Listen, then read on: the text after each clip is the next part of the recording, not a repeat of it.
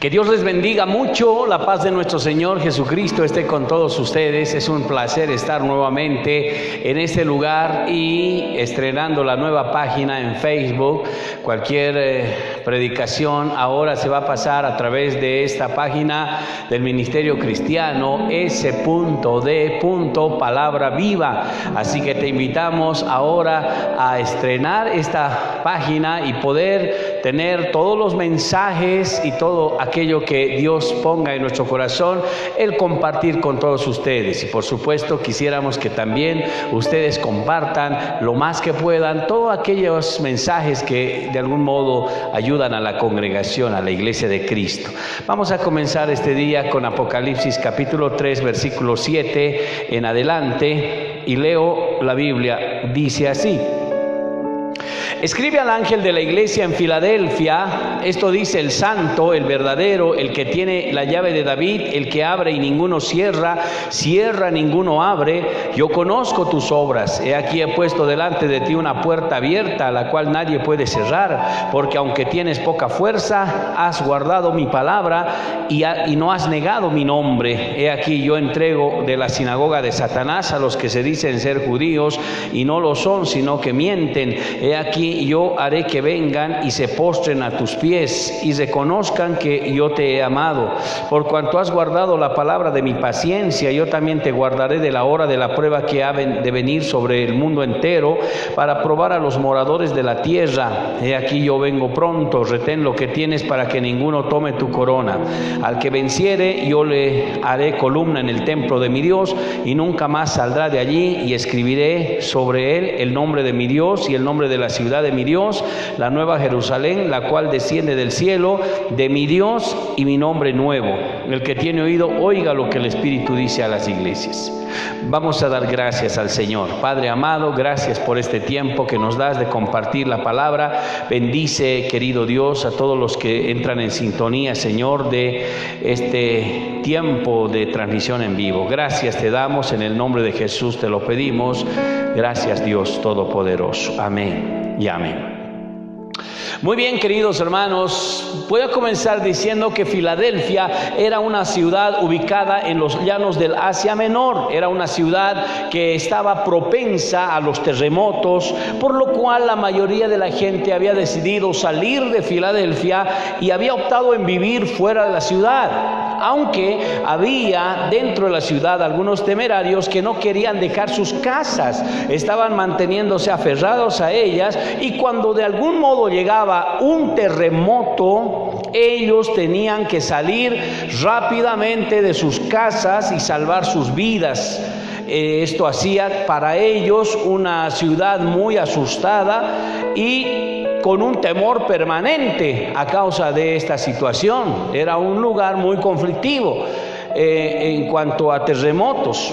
Este mensaje del Señor es para la iglesia justamente que se encontraba en Filadelfia, y estaba ilustrando de qué manera Dios tenía el poder de liberarlos de los tiempos que puedan venir, en ese sentido, en el terremoto, pero más que todo de la ira del Señor, de los tiempos de terremotos tremendos y fuertes que vendrán en la gran tribulación. Así como esta iglesia era librada de los terremotos naturales, tenían que ellos entender que de la misma manera podían ser libres de cualquier catástrofe universal que pueda llegar al lugar. Cuando aproximadamente fui a la localidad de Aiquile por el año 2000 a iniciar la obra del Señor. Por supuesto, había salido recién del seminario bíblico, y entonces fue mi primera experiencia de poder levantar una obra, y allá estuve por aproximadamente 5 a 6 años. Cuando llegué al lugar, decidí salir a evangelizar casa por casa, y en la charla juntamente con ellos habíamos estado hablando mucho acerca del terremoto que vivieron ellos el año 98 con más o menos una intensidad de casi 8 grados en la escala de Richter. Fue esto, por supuesto, una noticia nacional, una catástrofe que afectó prácticamente a todos. Y de repente todo el mundo en el país comenzaron a llevar ayudas en diferentes lugares. Allí se había convertido en una ciudad también conflictiva por toda esta situación de los terremotos en ese tiempo. Y de algún modo para la mayoría de los habitantes del lugar había quedado en ellos un cierto miedo, un cierto temor, un terror, un pánico. Ellos vivían con la susceptibilidad de que cada día puede llegar otra vez este terremoto y pueda azotarlos nuevamente. Cuando yo hablaba con ellos recordaban con mucho dolor, con mucho llanto y tristeza. Ellos describían cómo habían pasado todo ese tiempo. Ellos me describían cómo había temblado la tierra. Dice que había temblores que se movían de repente de un lado al otro lado. Ellos sintieron temblores como cuando la tierra hacia arriba y hacia abajo, y habían sentido también, y era increíble para ese tiempo, ver cómo los terremotos venían como pequeñas olas. Y fue traumante para ellos. Dice que ellos recordaban cómo las paredes se caían sobre sus hijos, sobre sus esposos, sobre sus esposas. Dice que los mataba. Ellos no sabían qué hacer. Ellos escuchaban los aullidos de los perros afuera, en todas partes. Muchos gritos de personas que salían afuera despavoridas, sin rumbo. De repente fue realmente terrible. Es más, los animales en ese tiempo estaban traumados, porque de repente me contaban de que en cualquier golpe fuerte ellos salían gritando, los animales. Realmente debió ser tremendo ese tiempo allá en Aikile, ese terremoto que ellos vivieron. Yo llegué después de ese terremoto y comencé a observar que todavía las paredes estaban caídas, no había construcciones que se habían renovado. Imagínense, después de algún tiempo más todavía continuaban en ese estado, la gente estaba mal. Yo me imagino más o menos así el mensaje que Dios le dio a la iglesia de Filadelfia. Ellos estaban sujetos a estas experiencias traumantes. Estaban con la expectativa. De repente ellos seguramente habían visto de la misma manera la intensidad de los terremotos, vivían con miedo. Pero esa fue la ocasión para mostrarles el Señor que Él los podía liberar. Los podía liberar no solo de ese terremoto, sino del que vendrá un día a la tierra como la prueba final. Librar del fin del mundo, de ese terremoto grande que vendrá a la tierra como un terremoto sin igual, como un terremoto que se ve, dice, o más bien dicho, que no se ha visto jamás en la tierra desde que el hombre ha pisado este suelo. Dios estaba para librarlos, y eso era la confianza que ellos tenían que tener. Entonces la iglesia tuvo esa palabra, y por supuesto la palabra no solamente era para la iglesia de Filadelfia, sino también recuerden que la palabra de Dios es para nosotros, los creyentes de las iglesias, que también Dios nos promete ser librados de cualquier situación de ira, de gran tribulación. La iglesia tiene que ser guardada, protegida a través de la promesa que tiene de ser levantada. Sigamos con el mensaje a la iglesia en Filadelfia. El verso 7 está hablando de la autoridad del mensaje. Dice: escribe al ángel de la iglesia en Filadelfia, esto dice el santo, el verdadero, el que tiene las llaves de David, el que abre y ninguno cierra, y cierra y ninguno abre. La autoridad estaba residiendo nuevamente en Jesucristo. Y Jesucristo, por supuesto, le estaba dando toda la autoridad del mensaje al mensajero. Y escribe el mensaje al mensajero para que el mensajero lo pueda llevar a las iglesias. A continuación se presentan 4 manifestaciones de nuestro Señor Jesucristo. En primer lugar dice el santo, y tiene que ver con su esencia, tiene que ver con su naturaleza. La santidad es un atributo moral de Dios y significa que Dios no puede pecar ni soporta el pecado. Para tener comunión con Dios es necesario practicar la santidad. Dice la Biblia que sin santidad nadie verá al Señor. El Señor dice: levantando manos santas, sin ira ni contienda. La comunión del hombre con Dios está en función de la santidad también. No debemos olvidar nosotros que la definición iglesia viene del griego eclesía y significa que es una asamblea de redimidos que se apartan del pecado, rechazan el pecado y que se consagran a Dios. Esa es la definición de iglesia. La iglesia de Cristo tiene esa característica. Se santifica para poder tener comunión con un Dios santo. El libro de Pedro dice: sed santos porque yo soy santo en toda vuestra manera de vivir. En segundo lugar, se presenta también acá como el verdadero. Y esto tiene que ver con su carácter. Es decir, que Él lo que afirma es cierto. No existe falsedad, no existe mentira en sus palabras. Si Él dijo que nos va a sanar, Él dijo que nos va a salvar, así será. Si Él dijo que nos daría la vida eterna y que después de esta hay otra vida, así será. Si Él dijo que vendría por nosotros para llevarnos a su presencia y a su reino donde tiene moradas eternas, así será. Por eso dice: el que te está hablando es el verdadero. La palabra es fiel y verdadera. Su nombre es fiel y verdadero. Las palabras que Él nos dice son palabras ciertas. Podemos confiar en ellas en todo sentido.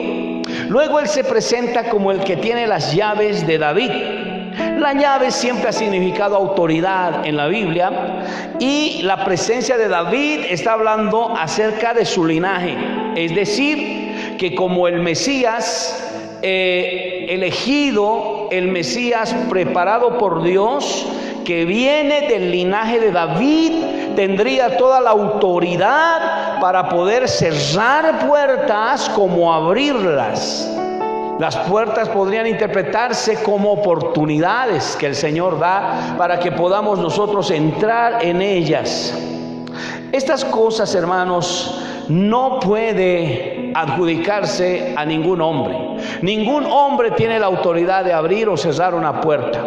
Solo Dios. Solo Dios puede abrir una puerta y nosotros podemos entrar por ella. Solo Dios puede cerrar una puerta y nosotros no podríamos abrirla, porque no tenemos esa autoridad. Por eso es bueno orar al Señor y decirle: Señor, ábreme puertas, ábreme oportunidades para todas las cosas que yo voy a emprender, o las cosas del Señor, del ministerio, de las cosas de Dios.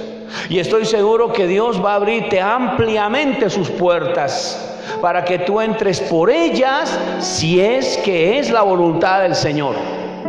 Si una puerta se cierra, tú tienes que entender que no es la voluntad de Dios. Y no nos corresponde enojarnos, renegarnos, molestarnos, porque nosotros no vemos como Dios ve. Seguramente nosotros vemos a corta distancia, pero Dios está viendo de aquí a unos años, de aquí a un tiempo, y sabe que no te conviene. Entonces, cuando Dios cierra una puerta, debemos decir: amén, así sea. Se cerró una puerta, pero Dios abrirá otra puerta. Y esto no es un cliché para hacer la voluntad de los hombres, ni tampoco manifestar falta de respeto o desobediencia, por supuesto, entre comillas. Esto es hacer realmente la voluntad de Dios orando en todo tiempo. Versículo 8 y 10, la fortaleza de esta iglesia. Miren, dice: yo conozco tus obras. He aquí he puesto delante de ti una puerta abierta, la cual nadie puede cerrar, porque aunque tienes poca fuerza, has guardado mi palabra y no has negado mi nombre. El verso 10 dice: por cuanto has guardado la palabra de mi paciencia, yo también te guardaré de la hora de la prueba que ha de venir sobre el mundo entero, para probar a los moradores sobre la tierra. Si usted nota y subraya la palabra, dice aquí: yo conozco tus obras, y luego dice más abajo: por cuanto has guardado mi palabra. Hay que subrayar esa parte: guardado mi palabra. Y en el verso 10 también hay que subrayar, porque repite una vez más: por cuanto has guardado mi palabra. Son 2 veces que lo reitera nuestro Señor. Es decir, que la fortaleza está residiendo exclusivamente en la palabra de Dios. Dios puso delante de la iglesia la oportunidad para poder, es como la puerta abierta, para que ellos puedan decidir, elegir ser fieles a la palabra de Dios, aun cuando tenían poca fuerza. La poca fuerza se puede interpretar como aquellos, aquellas imposibilidades, aquellas limitaciones que tenía la iglesia. Pero aun cuando tenía algunas limitaciones que no le permitían ser tal vez preponderantes como las otras iglesias, majestuosas, ostentosas, ricas, no tenían esas posibilidades. No tenían oportunidades seguramente de poder manifestar, fortalezas como las anteriores iglesias tenían. El Señor le dice: tienes poca fuerza, pero con esa poca fuerza tú has guardado mi palabra. Y eso simplemente era para Dios suficiente para que pueda ser un candidato para entrar al reino de los cielos. Ahora yo tengo que decirle algo. Tengo que decirle que la fortaleza de una iglesia cristiana descansa únicamente en la palabra de Dios. Esa es la tesis. La fortaleza espiritual de una iglesia descansa sobre la palabra de Dios. La fortaleza de una iglesia no descansa sobre los milagros, sobre las profecías, sobre la amistad, sobre la administración, sobre las actividades, sobre los programas. Todas estas cosas que les he mencionado pueden sostener organizaciones verdaderamente, porque hay organizaciones e instituciones que utilizan muchísimo ciertos, parámetros, conocimiento, administración, actividades y programas, y se puede sostener una iglesia institucionalmente con estas cosas. Si vamos a la práctica, de repente hay una congregación y de repente comienzan a pensar de que deben ser un grupo de amigos fieles y que deben invitar a otras personas, y para poder, sostenerla, uno tendría que ser tan creativo, tanto como para celebrar cumpleaños de cada miembro, por ejemplo, con torta y comida y todo, al mes por lo menos unos 2, 3 cumpleaños. Segundo, tal vez utilizar las fechas importantes del calendario para hacer alguna actividad fuera o dentro de la iglesia. Muy posiblemente hacer algún trabajo comunitario donde uno pueda organizarse y comenzar a ir a ciertos lugares periféricos de las ciudades, darles un poco de víveres a las personas, tal vez ropa, y de repente sentirse bien por ello. Podrías de repente haber capacitaciones, programas educativos, no solamente cristianos, tal vez seculares, donde uno podría, digamos, abrirse afuera para poder tener capacitaciones en matemáticas, en inglés. Y créanme que todos estos programas son buenos, son importantes y son necesarios en una iglesia. Pero todas estas cosas no pueden reemplazar, oiga bien, no pueden reemplazar el lugar que le corresponde a la palabra de Dios. Estas cosas tendrían que ser consecuencias. Tendrían que ser de repente el fruto que uno mismo pueda estar dando cuando la vida de esa persona está comenzando a guardar la palabra de Dios celosamente. Y entonces todo eso parece bueno. Pero ¿sabe cuándo eso podría ser un tropiezo?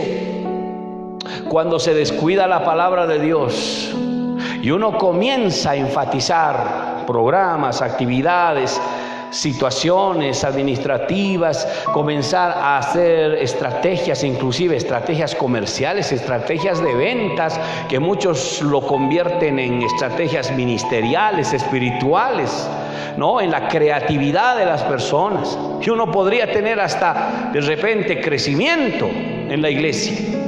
Pero la importancia es cuál es el crecimiento que Dios específicamente está esperando de la iglesia. ¿Acaso no es un crecimiento en la palabra, en la escritura, en la vida espiritual, en el cambio, en la transformación? Tengamos mucho cuidado que el crecimiento de la iglesia esté fundamentado en el número de las personas en la congregación. Tenemos que entender que el crecimiento que Dios nos ha llamado es al discipulado. La gran comisión dice: ir por todo el mundo y predicar el evangelio. Y dice: id por todo el mundo, hagan discípulos a todas las naciones. Luego bautícenlos en el nombre del Padre, del Hijo y del Espíritu. Si nosotros revisamos el fundamento, el principio, la dirección de la palabra de Dios, siempre ha estado en llevar el mensaje del evangelio y edificar para que crezcan a la medida y estatura de Cristo. Entonces todo lo que hacen resulta olor grato, olor fragante delante de Dios. Tenemos que tener mucho cuidado en que la iglesia termine siendo una institución, una organización, cuando en realidad la iglesia por naturaleza es un organismo vivo que necesita nutrirse, y el único alimento para hacerlo es la palabra del Señor. Tenemos que entenderlo.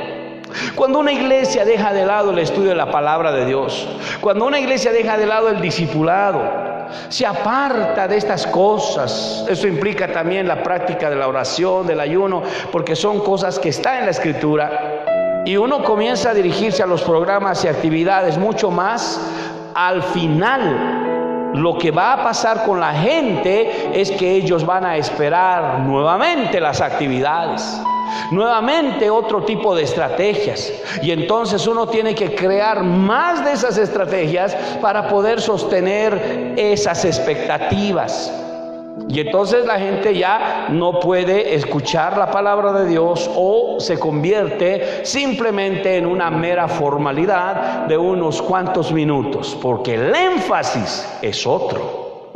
El Señor está hablando a la iglesia de Filadelfia, a la iglesia que había tenido mucho cuidado en no reemplazar nada de esto, sino que guardaba el mensaje de la palabra de Dios. Una vez dijo Paul Wasser: los pastores carnales que utilizan medios carnales para atraer a hombres carnales a sus iglesias continuarán utilizando medios carnales para mantener a esos hombres carnales en una iglesia carnal, dijo. Y él estaba hablando del enfoque, de la dirección. Tengamos mucho cuidado porque el Señor viene pronto. Y el Señor va a llevarse a una iglesia guardadora de la palabra de Dios. Esta es la única iglesia de las otras, a diferencia de las otras, que tenía la gran fortaleza de que a pesar de su poca fuerza, sus pocas limitaciones, tal vez no sabían nada de administración, tal vez no tenían un buen equipo de alabanza, tal vez no tenían grupos de ministerios estructurados, tal vez no tenían ni para su uniforme, quién sabe, tal vez no tenían ni siquiera sillas bonitas, tal vez no tenían siquiera o estaban en un barrio pobre, tal vez no sé en qué condición sería su debilidad. Pero tengo que decirle que a pesar de todo eso, solo tenían una cosa. Y lo que dice la Biblia es que ellos guardaban la palabra de Dios. No se desmerece en ninguna manera todos los esfuerzos que se hacen por hacer hermosa la congregación, por crecer numéricamente. No se desmerece el trabajo. Pero lo que sí se debe entender es que la palabra siempre ha sido, será la base, la plataforma para crecer. Eso significa que tenemos un desafío. El libro de Efesios capítulo 2, versículo 20 al 22 dice: edificados sobre el fundamento de los apóstoles y profetas, siendo la principal piedra del ángulo Jesucristo, dice, en quien todo el edificio, dice, bien coordinado, va creciendo para ser un templo santo en el Señor, en quien vosotros también sois juntamente edificados para morada de Dios en el Espíritu. Mire lo que dice la palabra. Cuando dice edificado sobre el fundamento de los apóstoles, está hablando del Nuevo Testamento. Y los profetas, está hablando del Antiguo Testamento. Siendo la principal piedra, está hablando de Jesucristo. Ese es el fundamento que tenemos para poder crecer. Ojo, que no está hablando de los nuevos apóstoles o los nuevos profetas, para entender que el fundamento del crecimiento de la iglesia está en las palabras de los hombres de la actualidad. No, está hablando en el contexto de todos aquellos que tuvieron la inspiración de poder recibir el mensaje de la palabra y poder compartirlo con los demás. Y entonces nosotros tenemos la iluminación, la comprensión de toda esa revelación que Dios le dio a los profetas y a los apóstoles. Entonces debe ser nuestra comprensión esa. Y estamos edificados sobre ese fundamento, en quien todo el edificio, quiere decir la iglesia, bien coordinado, dice, va creciendo como un templo santo en el Señor. Otra vez la palabra santidad, apartarse del pecado. En quien vosotros son edificados en el Espíritu. Eso es lo que está dándonos a entender la palabra del Señor. ¿Qué significa, hermanos, ser edificados? ¿Qué significa guardar la palabra de Dios? Jesucristo también habló al respecto. Si usted abre la Biblia en el libro de Juan, capítulo 14,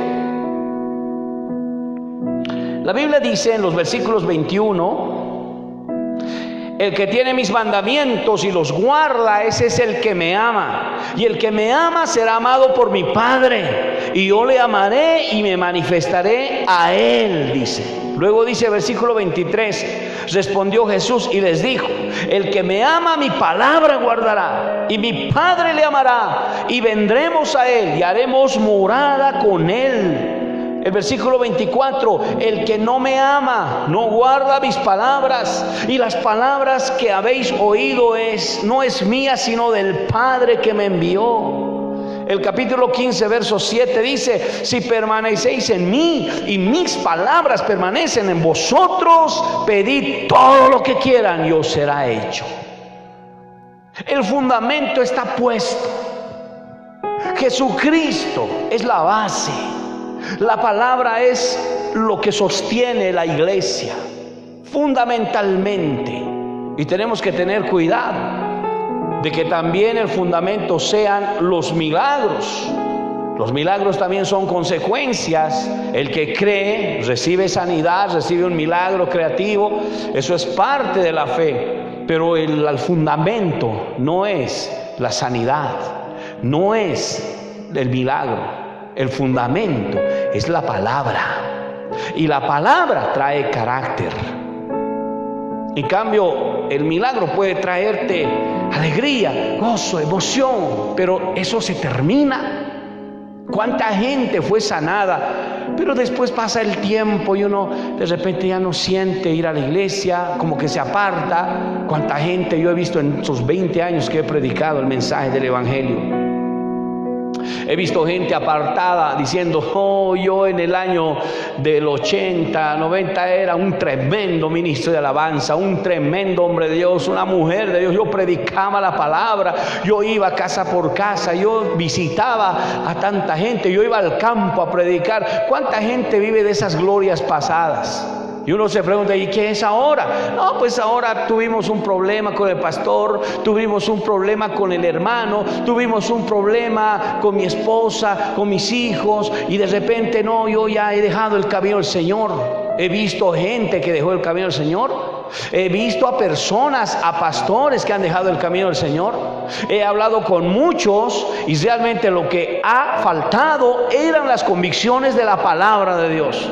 Porque si la palabra estuviera en sus corazones, ellos tendrían la capacidad de poder arreglar las cuentas, de poder perdonar a su esposo, de poder tolerar al débil en la fe o al fuerte. No por eso tendría que uno enojarse, molestarse y salirse. Uno tendría que entender cuál es la voluntad de Dios para mi vida. Entonces uno tiene que ponerse a pensar que la palabra debe estar en la persona, que con los años se demuestra. ¿Cuánta palabra hay en nuestra vida? Uno tiene que ponerse a pensar. ¿Sabe? En el libro de Hechos, capítulo 17, hay una experiencia muy linda que debemos imitar. Dice el versículo 10: inmediatamente los hermanos enviaron de noche a Pablo y a Silas hasta Berea, y ellos, habiendo llegado, entraron en la sinagoga de los judíos, y estos eran más nobles que los que estaban en Tesalónica, pues recibieron la palabra con toda solicitud, escudriñando cada día las escrituras para ver si estas cosas eran así. Qué tremenda la iglesia. Miren, si el apóstol Pablo vendría a predicar a una de las iglesias, pues no necesitamos Biblia, ya tenemos ahí al apóstol Pablo para poder ministrarnos. Pero la iglesia de Berea no era así. Bueno, decía, tal vez no importa que sea el apóstol Pablo, que sea el apóstol Pedro, que sea el apóstol Juan, los que estaban cerca de Jesús. Bueno, no importa. Nosotros tenemos que observar si la palabra está así. Y tenían sus escritos, sus manuscritos, y escudriñaban. La palabra escudriñar es estudiar, es como rumear, masticar.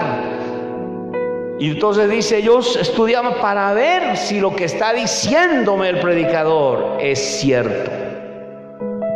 Hoy en día la iglesia necesita entender eso. No es nomás escuchar o tal vez dormirse y decir, bueno, al final hemos ido al culto, y uno se va y ni siquiera se acuerda del mensaje. La iglesia tendría que estar convalidando, diciendo amén. Por eso decimos amén. Pues, así es, gloria a Dios y amén a esa palabra. Uno tendría que confirmar la palabra, pero para ello tendría que escudriñar. Y muchas veces la iglesia no quiere escudriñar la palabra, solo quiere ir al templo, estar esa media hora, esos 40 minutos e irse a casa. Del 100% de la iglesia, solamente un 10% escudriña las escrituras. De 100 personas en una iglesia, solo 10 escudriñan las escrituras. ¿Qué pasa con los 90? ¿Qué es lo que puede ocurrir si todos lo hicieran, hermanos? Sería tremendo. Es una iglesia que puede ser levantada por nuestro Señor. O sea que cuando se guarda la palabra y se la escudriña, ¿sabe qué da como resultado? Dice aquí en el versículo 8 de Apocalipsis 3: yo conozco tus obras y aquí he puesto delante de ti una puerta abierta, la cual nadie puede cerrar, porque aunque tienes poca fuerza, has guardado mi palabra y no has negado mi nombre. Cuando las personas comienzan a escudriñar la palabra, la guardan, hacen lo posible por memorizarla, por vivirla, como resultado trae confesión abierta, es decir, tienen fuerzas para predicar el evangelio, para poder expresar, para querer compartir, para querer hablar, quieren defender. Inclusive hay otros que quieren hasta debatir, quieren publicar, ya no tienen miedo, confiesan al Señor, confiesan su nombre. Están en las universidades y están hablando del Señor a sus catedráticos, a sus amigos. No tienen vergüenza, confiesan su nombre. Están en el colegio, utilizan los recreos para reunirse y leerles un versículo y comenzar a orar por ellos. Imagínense, esos son los que leen la palabra. Están en el trabajo y buscan momentos exclusivos, especiales de descanso, donde estén hablándoles del Señor, hablándoles de la palabra, por supuesto a los que no son creyentes. Están buscando la oportunidad de poder hablar a los que no conocen a Dios. Por supuesto, entre paréntesis, no aquellos que ya conocen al Señor, porque los que conocen al Señor no necesitan. Ya ellos tienen su iglesia, su congregación, de algún modo, para que no haya un desorden. De alguna manera existen a veces algunas cosas de que la gente no quiere ganar almas nuevas, quiere ganar otros creyentes. Y comienzan a hablarles, comienzan a querer orar por ellos, comienzan a acercarse. Finalmente el propósito es sacarlos de su iglesia y llevarlos a la suya. Pero eso prácticamente no está bien. Usted, si quiere predicar el mensaje, vaya a la gente nueva, vaya y predique a la gente nueva, gánese a la gente nueva. No vaya por los que ya son creyentes. Ahora, si hay creyentes que están apartados, no tienen a Cristo, por ahí están caminando en el mundo, reconcílielos, por supuesto, los puede invitar.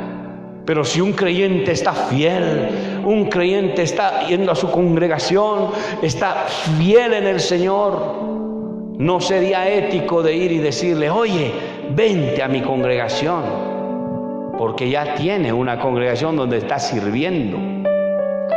Entonces, esto entre paréntesis, pero eso es lo que uno hace, lo confiesa la palabra, no se queda quieto, está buscando la oportunidad de buscar a Dios. ¿Sabe lo que dice 2 Timoteo 2:15? Dice: procura con diligencia presentarte a Dios aprobado, como obrero que no tienes de qué avergonzarse, que usa bien la palabra de verdad. Cuando uno con diligencia es aprobado por Dios como un obrero que usa bien la palabra de Dios, no tiene de qué avergonzarse. ¿Sabe? Cuando hay uno que se avergüenza, el Señor no quiere identificarse como creyente. Está en medio de la universidad y alguien le dice: oiga, tú pareces creyente. Y él dice: no, yo no. Una vez te he escuchado, escucha música cristiana, parece que tú vas a la iglesia. No, Dios me libre, esa canción me gusta, pero no soy cristiano. De repente alguien le ve en la calle con una Biblia y le mira y dice: oye, ¿tú eres cristiano? No, esto es de mi mamá, se lo estoy llevando a su iglesia.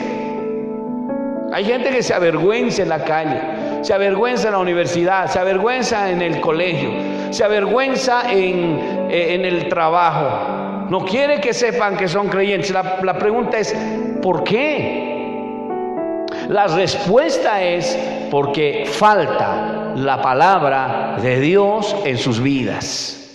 Si la leerían, si la escudriñaran, si la buscaran, realmente surgiría esos deseos de abrirse y hablar, porque es el mensaje más maravilloso del mundo. No tendrían miedo, no tendrían temor, no tendrían vergüenza y expondrían la palabra de Dios en verdad, porque se necesita. Ahí afuera hay corrientes de pensamiento contrarias a la palabra. ¿Quién va a ir a hablarles? Allá afuera hay ideologías que se están moviendo. ¿Quién va a ir a hablarles? Allá afuera hay construcciones de filosofía, de pensamiento filosófico. ¿Quién va a ir a hablarles? Por ahí encuentran de repente personas con costumbres raras, fundados en sus mitos, creencias. ¿Quién va a ir a hablarles? Usted no va a ir con su autoridad. Usted va a ir en la autoridad de Cristo Jesús. Y usted va a ir a decirles: así ha dicho el Señor en la palabra de Dios. Esa es la forma. ¿Y dónde dice eso? Aquí está. Toda la autoridad recae en la palabra de Dios. Esa es una iglesia guardadora de la palabra de Dios. No se calla, confiesa. Esa era una iglesia que confesaba. Lo poco que tenía lo confesaba. Muy posiblemente, como dijo Pedro: no tengo oro ni plata, pero lo que tengo te doy. Y ellos tenían el poder de Dios en sus vidas. Ellos oraban en las mañanas. Ellos estaban yendo en la mañana a orar a las 9 de la mañana. Al parecer la iglesia primitiva oraba 5 veces al día. En la mañana, a las 9 de la mañana, en la tarde, a eso de las 12, 1, más tarde a las 6 y en la noche. Imagínense, es la oración lo que mueve el poder. Pero ¿qué te motiva a orar? Es la palabra. Es importante que el creyente guarde la palabra y la escuche. Ahora veamos el versículo 10, vuelva a Apocalipsis. Vamos ya entrando en la parte final. Dice Apocalipsis 3:10, dice: por cuanto has guardado la palabra de mi paciencia, yo también te guardaré de la hora de la prueba que ha venido sobre el mundo entero, para probar a los que moran sobre la tierra. ¡Qué tremendo! Es por esto que la iglesia no pasará la gran tribulación. Jesús vendrá. En el versículo 11 dice: he aquí, vengo pronto, retén lo que tienes para que ninguno tome tu corona. Está hablando del rapto, porque en el rapto Él viene como ladrón. Él sorprende al mundo. Él viene pronto. Y cuando quiere hallarte así, guardando la palabra. No importa cuánto tengas, cuánto hayas hecho en la vida, si tienes o no posibilidades. La iglesia que se va con el Señor únicamente, según este pasaje, es aquella guardadora de la palabra del Señor. Y por tanto dice: te guardaré de la hora de la prueba. ¿Y qué significa que te va a librar de la hora de la prueba? Te voy a decir lo que significa. Número 1, significa que Él va a guardarte del nuevo orden mundial que está ya en los planes de los políticos. Ya está en marcha. Él va a librarte del gobierno del anticristo, del falso profeta, de la imagen de la bestia y de comprar y vender con una marca en la mano o en la frente. ¿Qué significa librarte de la hora de la prueba? Significa librarte de todos los juicios que vendrán, los que tienen que ver con los sellos, las trompetas, las copas de la ira, los truenos. Él va a librarte de todo eso, porque pasar eso va a ser duro y difícil. Imagínense. Él va a librarte de la persecución que en ese tiempo hará el anticristo a todos aquellos que se resistan a su marca. Él va a librarte de esos juicios que tienen que ver con granizos de fuego, terremotos sacudiendo la tierra como nunca antes, la falta de agua, la escasez, el calentamiento global, la caída de meteoros, un montón de cosas que comprende la gran tribulación. Mire, ¿acaso no es poco? Yo te guardaré de la hora de la prueba que va a venir sobre el mundo entero. He aquí vengo pronto, prepárate, ha dicho el Señor. Qué tremendo. Y la advertencia en el 11 dice, miren, he aquí vengo pronto, dice, retén lo que tienes para que ninguno tome tu corona. ¿Qué significa retener lo que tenemos? Es retener la palabra. Y usted tiene que retener la palabra por las siguientes razones, porque Jesús ya está cerca. Él viene pronto. No le digo que hay una fecha, una hora para poder, digamos, mostrar la venida del Señor, pero tengo que decirle que ya está cerca nuestro Dios, por las señales que está dejándose escapar. Cuanto más cerca Cristo está, más debe uno retener la palabra. Aquí dice retener. La palabra retener viene del griego krateo y significa agarrarse con fuerza. En nuestro lenguaje popular es como hiparse del Señor y de la palabra. El libro de Timoteo dice aquí, mire, capítulo 1, versículo 9, dice: retenedor de la palabra, fiel, tal como ha sido enseñada, para que también puedan exhortar con sana enseñanza y convencer a los que contradicen. El capítulo 2, verso 10 dice: no defraudando, sino mostrándose fieles en todo, para que en todo adornen la doctrina de Dios nuestro Salvador. De aquí en adelante usted va a ver, por supuesto, cumplirse la palabra de Dios una a una hasta el tiempo del rapto. Debemos ser como las vírgenes prudentes que tomaron sus lámparas y el aceite y salieron a recibir al esposo. La iglesia debe estar en un tiempo de preparación. La iglesia no puede olvidar el aceite. La iglesia tiene que estar esperando esa voz que de repente viene del cielo diciendo: el esposo viene, salid a recibirle. Y tú tienes que estar preparado. Esas voces que dicen el esposo viene ya se están dando por las señales. La iglesia debe prepararse, alistarse, debe dejar de hacer algunas cosas y comenzar a consagrarse por la palabra, primero a leerla, luego a vivirla. Y dice: para que no pierdas tu corona. Y por supuesto esto habla de la corona de vida, que sería la recompensa que te dará el Señor Jesucristo, como dice en este pasaje. En Apocalipsis 2:10 también lo dice: no temas en nada lo que vas a padecer. He aquí, el diablo echará a algunos de vosotros en la cárcel para que seáis probados, y tendréis tribulación por 10 días. Sé fiel otra vez hasta la muerte, y yo te daré la corona de la vida, le dice. Y esto está hablando, por supuesto, a otra iglesia, pero la misma característica: fiel a la palabra de Dios.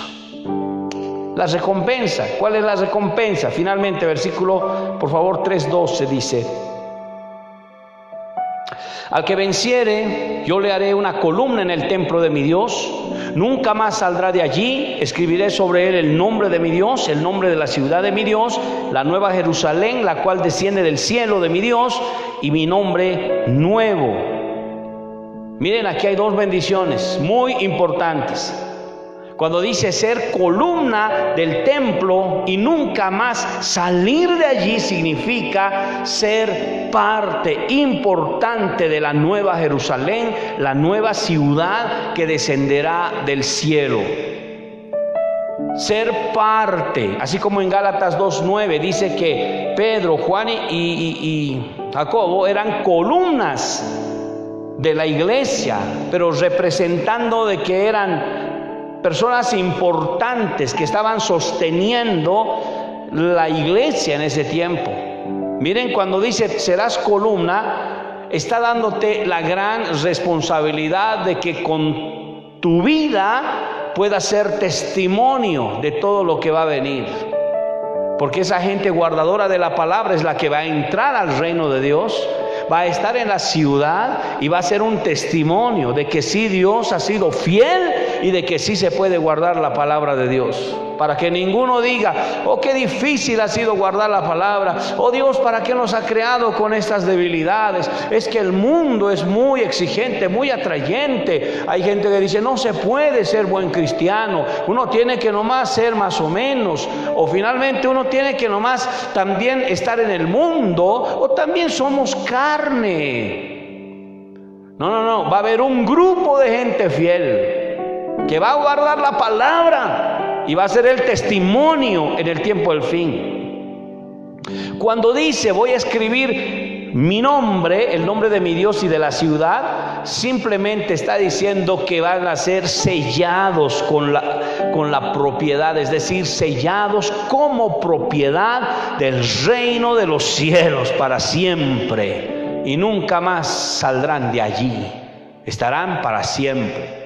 Es como aquellos artefactos que tenemos, dice: en un lugar Made in China, ¿no? Y uno dice: esto es chino, dice, y ahí está el sello. Nosotros no vamos a hacer Made in China, va a decir Made in Dios. El Espíritu Santo está como el sello en nuestra vida. Esa es la garantía que tenemos de ser salvos y tener la vida eterna. Finalmente dice: el que tiene oído, oiga lo que el Espíritu dice a las iglesias. Hay que tener oído para escuchar. Hay que tener oído abierto, corazón abierto, para entender cuál es la iglesia que se va a ir en este tiempo del fin. No cualquiera se va a ir, no cualquiera va a entrar al reino, y no es poco lo que Dios nos ofrece. Pero hay condición, y la condición es guardar la palabra de Dios. Pero guárdela bien, guárdela de todo corazón, guárdela en su interior, respétela, vívala, créala, practíquela, que no sea solo un cliché o una formalidad o una moraleja. Así como esas moralejas de las fábulas, cuando te cuentan una historia y al final te dan su reflexión. La palabra no es fábula, no es reflexión. A veces se han dado reuniones grandes donde el énfasis era talentos, actividades y vestiduras de gala. Y de repente la palabra de Dios ha sido una cosa de 5 minutos, 10 minutos, en un programa de 2 a 3 horas. Claro, la gente por formalidad lo va a escuchar, pero hay que pensar qué fruto vamos a tener. Mire, quiero terminar con un testimonio. Hace años atrás, muchos años atrás, nosotros habíamos pensado: ¿qué hacemos para ganar almas? Y entonces dijimos: aprovecharemos las fiestas del Día de la Madre, hagamos muchos regalos, hagamos muchos canastones, tortas por doquier, que cada uno traiga una torta o algo para hacer canastones y regalos, y de paso una gran cena. Y todo se hizo de una manera especial. Hubo muchos canastones, hubo muchas tortas, queques. Hubo por otro lado también algunas personas dieron cosas para rifarlas. Mire, a alguien se le ocurrió: ¿qué tal si hacemos una rifa? Claro, ahí estaban varias cosas, a un ticket a cada madre. Y cada madre, bueno, porque había nomás hartas cosas, les dio 2 tickets. Bueno, al final, que venga la actividad, y llegó la actividad. Ese día, como nunca, llegaron las madres. Yo no sé de dónde aparecieron, pero aparecieron miles de madres, hermano, por así decirle. Y wow, qué exitazo, qué tremendo. No, esto hay que repetirlo para el Día del Padre y el Día del Niño, ¿no? Y vinieron madres de todo y de nada. Claro, nos sentimos felices, parece que no había campo para los jóvenes, solo eran las madres. Y entonces empezamos el programa y comenzamos a darles su comida y empezamos a hacer programa muy apretado. prediqué ese día, prediqué un mensaje a las madres, oramos por ellas, vinieron adelante, oramos por ellas.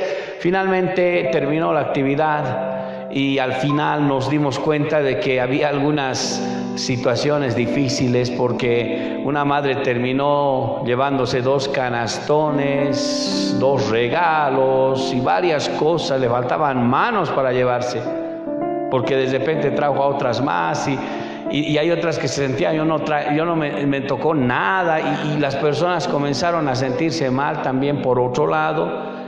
Y pues vi ese malestar, no supe qué hacer. Bueno, al final les invitamos a la iglesia, a todas ellas que vengan.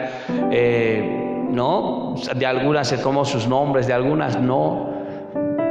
Pero después de la actividad nos dimos cuenta de que si alguna madre se había convertido y si alguna había respondido a las llamadas o tal vez a hablarle para que pueda ser creyente, y créame que no hubo oportunidad de que alguna de ellas se convierta.